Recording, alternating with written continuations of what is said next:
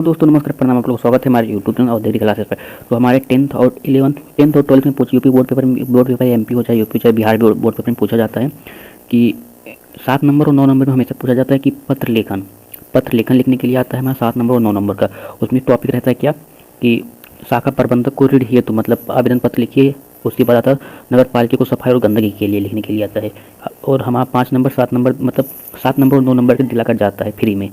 तो चलिए पहले लिखेंगे ऋण हेतु शाखा प्रबंधक को आवेदन पत्र। तो कैसे लिखेंगे? तो पहले हम लिखेंगे विषय, पहले लिखेंगे हम सेवा में, जैसे पहले हम लिखेंगे सेवा में श्रीमान शाखा प्रबंधक महोदय, श्रीमान शाखा प्रबंधक महोदय। हमारा बैंक क्या है तो हम बैंक क्या स्टेट बैंक ऑफ इंडिया लिखेंगे चाहे बैंक ऑफ बड़ौदा लिखेंगे, स्टेट बैंक ऑफ इंडिया चाहे हम बैंक ऑफ बड़ौदा लिखेंगे, चाहे जो लिखें यहाँ पर। तो उसके बाद जैसे हम सुल्तानपुर से हैं तो अपना सुल्तानपुर लिख रहे हैं। अगर आप जो है अयोध्या से हैं तो आप अयोध्या लिखिए। अगर आप जो है लखीमपुर खीरी से हैं तो वहाँ पर लखीमपुर खीरी लिखिए। अगर आप जो है अम्बेडकर नगर से हैं, अगर आप अम्बेडकर नगर से हैं तो अम्बेडकर नगर लिखिए। वहाँ पर आप जिस भी जिले से रहेंगे आप उससे मतलब वहाँ पर लिखिए। तो हम यहाँ पर लिखेंगे सुल्तानपुर उत्तर प्रदेश। तो बैंक ऑफ इंडिया हम लिख रहे हैं आवेदन पत्र, तो हम ऐसा लिखेंगे जैसे विषय जो हमारा क्वेश्चन रहेगा हमारा विषय हो जाएगा अध्ययन के लिए ऋण प्राप्ति हेतु।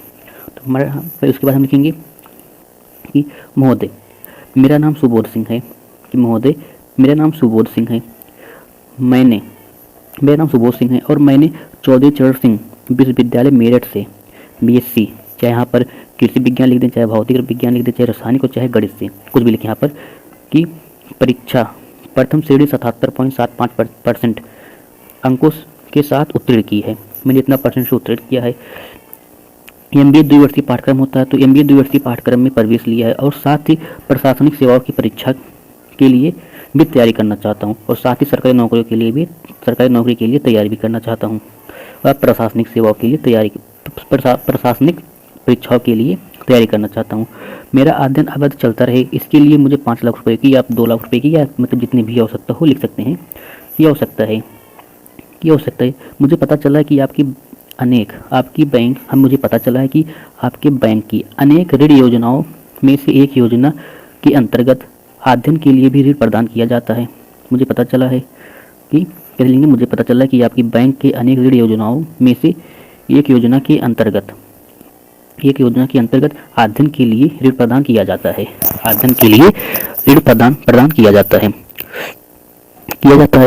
ऋण प्राप्त करने हेतु सभी आवश्यक प्रपत्र जो हमारे मतलब पत्र लगते हैं, जैसे आधार कार्ड, पैन कार्ड, मतलब अस्थायी हम कहाँ पर हैं, सब जो हमारा लगता है कि मतलब सभी आवश्यक प्रपत्र, अस्थायी निवास क्या है के साथ जिला निधि द्वारा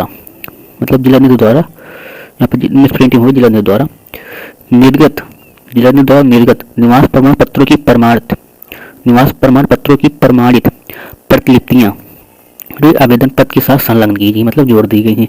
अतः उचित प्रपत्रों की पूर्ति कराकर मुझे शीघ्र उक्त ऋण प्रदान कर कृपया करें।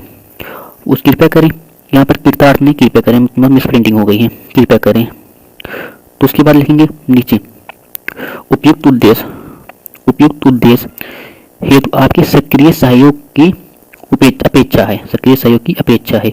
इसके बाद हम लिखेंगे सदर धन्यवाद। फिर यहाँ पर प्रार्थी क्या लिखेंगे, आवास, अपना नाम कभी नहीं लिखता, सुपुत्र यहाँ पर कुछ भी नहीं लिखना है, सिर्फ आवास कुछ भी लिख देंगे। उसके बाद मध्यप्रदेश उत्तर प्रदेश सुल्तानपुर, फिर यहाँ पर दिनांक डाल देंगे। तो उसके बाद हमारे कभी आता है, कभी काल नहीं, हमेशा आता है, एक में आएगा पत्र लिखने के लिए, आवेदन पत्र लिखने के लिए कि गंदगी और सड़कों की समस्या के समाधान में इसको पत्र लिखो, नगर पालिका को पत्र लिखो। तो नगर पालिका को पत्र लिखने के लिए आता है सफाई के उद्देश्य से। तुम कैसे लिखेंगे? तुम लिखेंगे कि सेवा में अधिशासी अभियंता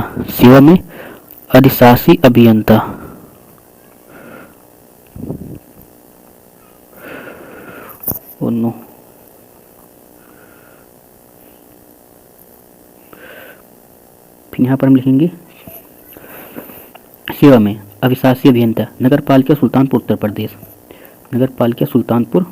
प्रदेश।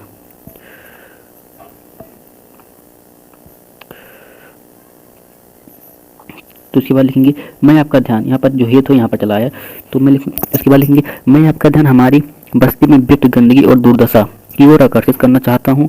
इस नवीन बस्ती को बसे हुए इस नवीन बस्ती को बसे हुए कितने, मतलब यहाँ मैंने लिखा यहाँ पर 8 वर्ष हो चुके हैं, लेकिन आप यहाँ पर कुछ भी लिख सकते हैं क्योंकि 8 वर्ष नहीं, आप लिख सकते हैं यहाँ पर इस बस्ती को बसे हुए अनेकों वर्ष हो चुके हैं। इस नवीन बस्ती को बसे हुए अनेकों वर्ष हो चुके हैं। किंतु अभी कुछ ऐसी सड़कें हैं जहाँ पर ग्रामीण भारत के साक्षात दर्शन हो जाते हैं।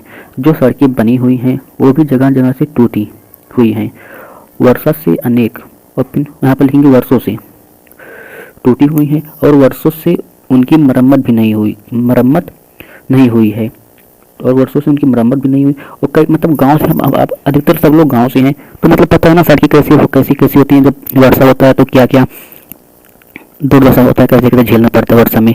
तो इसे लिख देंगे ना सोच कर कि